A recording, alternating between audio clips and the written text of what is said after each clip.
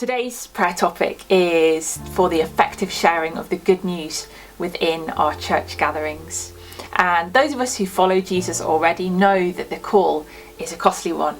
And I would say that probably most people within our culture today have little to no understanding of that cost. And a preacher once said that it takes 18 times for somebody to hear the gospel for them to respond. Now, I'm not entirely sure how true that is. Obviously, different people respond at different times and different seeds are sown throughout people's lives. But something that Sam and I are really aware of is that probably the most fruit we've seen and the most effective growth we've seen within people is when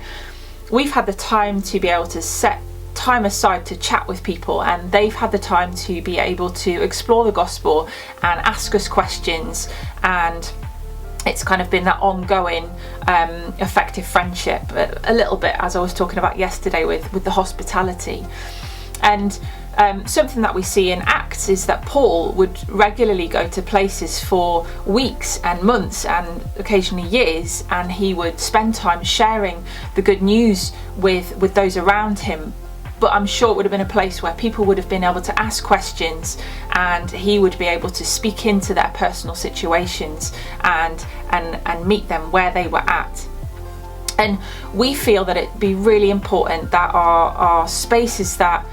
we kind of create within these church gatherings are a place where people can really fully explore the gospel, where they can come in and it's a relaxed atmosphere and a safe atmosphere where they can ask questions and that we can answer them. And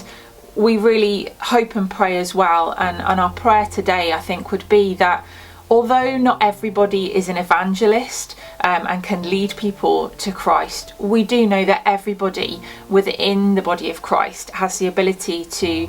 answer questions and help people on their walk with the Lord. And not just for those that are coming in and are unbelievers, but for those of us that are believers, as disciples, we can disciple one another, we can encourage one another in our walk and in sharing the good news with one another regularly. And so our prayer today is that our smaller church gatherings would be a real place where there is an effective sharing of the good news, where we can see one another grow in our relationships and our relationship with the Lord.